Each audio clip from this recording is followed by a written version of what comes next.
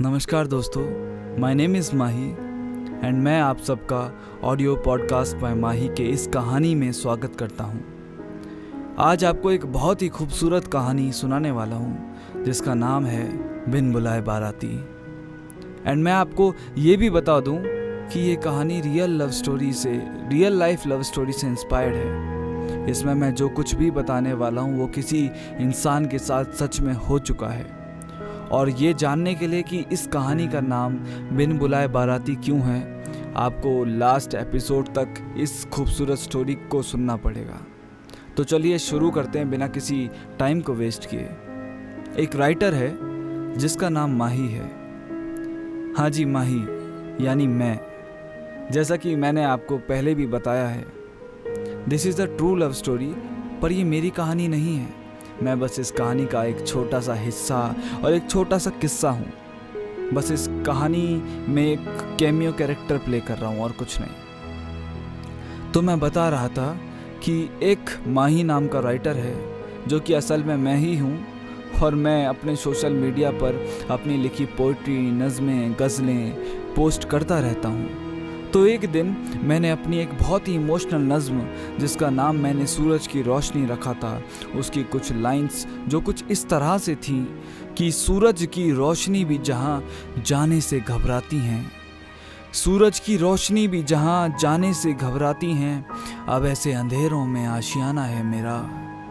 मत ढूंढना मुझे इन शहरों की जगमगाती गलियों में, तन्हाइयों के मोहल्लों में ठिकाना है मेरा।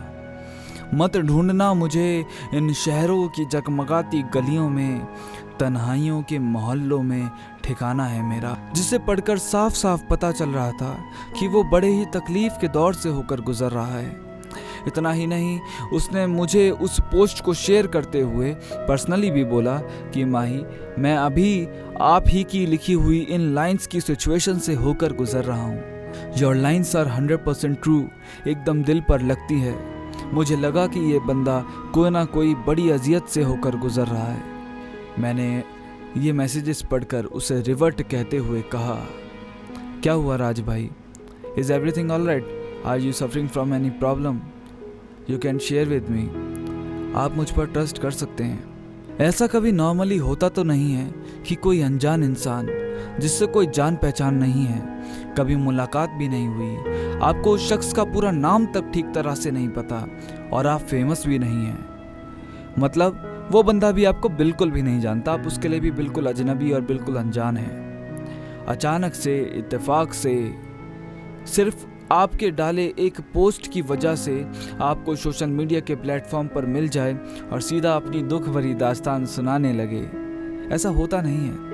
मतलब कोई अजनबी तो बहुत दूर की बात है, आजकल तो लोग अपनों से भी अपने दुख दर्द छुपाते हैं, क्योंकि अब माहौल जो है ना बहुत ख़राब हो गया है। आपको अजियत में देखकर आपके अपनों को ही सबसे ज़्यादा सुकून और सबसे ज़्यादा खुशी होती है। तो मेरे लिए भी ये नॉर्मल नहीं था, पर वो कहते हैं ना, अगर राइटर्स के साथ भी नॉर्मल इंसिडेंट्स होने लगे तो फिर उन्हें राइटर कहेगा कौन। ये एबनॉर्मल चीज़ें ही एक नॉर्मल इंसान को समंदर जितने बड़े और समंदर जितने गहरे जज्बातों को लिखने वाला शेरसाज बनाता है। तो राज ने 2 दिन बाद मुझे मेरे उस मैसेज का रिप्लाई देते हुए कहा जो मैंने उनसे पूछा था, is everything all right bro? तो वो बोलता है, आई डोंट नो यार whether I am all right और नॉट, बस जिंदा रहने की हर दिन नई कोशिश कर रहा हूँ। हर दिन अलग अलग सुसाइडल थॉट्स, अलग अलग गंदे थॉट्स, अलग अलग डिप्रेसिव ख्याल आते हैं। हर दिन जीने के नए नए बहाने ढूंढता रहता हूँ। मैंने बोला, भाई क्या हो गया, आप मुझे इत्मीनान से बता सकते हो? दर्द बांटने से कम होता है, हो सकता है आपको भी थोड़ा सुकून मिले। मैं आपको अपना नंबर सेंड कर रहा हूँ, ये मैसेजेस पर ज़्यादा अच्छे से बात हो नहीं पाती हैं, तो अगर आप फ्री होकर मुझे कॉल कर सकते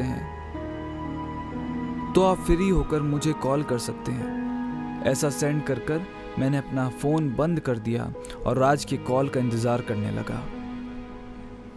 देखो, ये पूरी दुनिया बहुत खुदगर्ज है, तो यहाँ हर कोई दूसरे के फ़ायदे से पहले अपने फ़ायदे के बारे में सोचता है। मैं भी शायद ऐसा इसीलिए कर रहा था क्योंकि मैं भी खुदगर्ज हूँ, इसमें कोई छुपाने वाली बात नहीं है।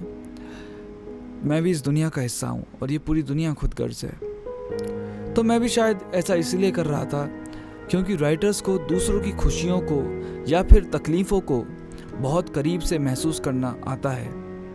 दूसरे के दुख को अपना दुख समझना आता है, अपना दुख बनाना आता है। और जिस कलमकार की फितरत में ये खूबियां होती हैं, वो अपनी कलम से जादू करना जानता है।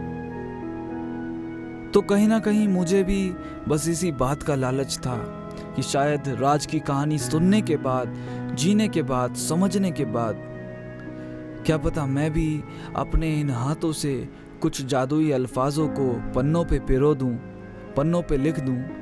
बस इसी लालच की वजह से मैं बहुत एक्साइटेड था उसकी कहानी सुनने के लिए। और लगभग थोड़ी देर बाद ही राज का फ़ोन आता है। अब वो 4 घंटे की कॉल पर क्या बात हुई, क्या कहानी थी राज की, किसकी वजह से वो इतनी गर्दिश वाली ज़िंदगी जी रहा था, वो तो मैं आपको इस कहानी के नेक्स्ट एपिसोड में बताऊंगा। पर आपको एक बात बताना चाहता हूँ कि अगर आप हीर रांझा, लैला मजनू, रोमियो जूलियट जैसी अमर प्रेम कहानी सुनना चाहते हैं, जो कि अभी उनके जितनी फेमस नहीं है पर उन्हीं के जितनी सच्ची है, उन्हीं के जितनी खूबसूरत है, उन्हीं के जितनी गहरी है, उन्हीं के जितनी जुनूनी है, तो मेरी दरखास्त है इस पूरी कहानी को सुनिएगा ज़रूर। हो सकता है आप भी राज जैसी ही कश्मकश में उलझे हुए हैं, तो ये कहानी आपकी उस उलझी हुई डोर को सुलझाने में बहुत हेल्प करेगी। हर दिन शाम को 6 बजे इसका एक नया एपिसोड आएगा। अगर आपको पसंद आए तो इस वीडियो को लाइक, शेयर, कमेंट कीजिए और इस चैनल को सब्सक्राइब कर लीजिए। And please also press the bell icon for all the upcoming notifications. Thank you for watching. Take care.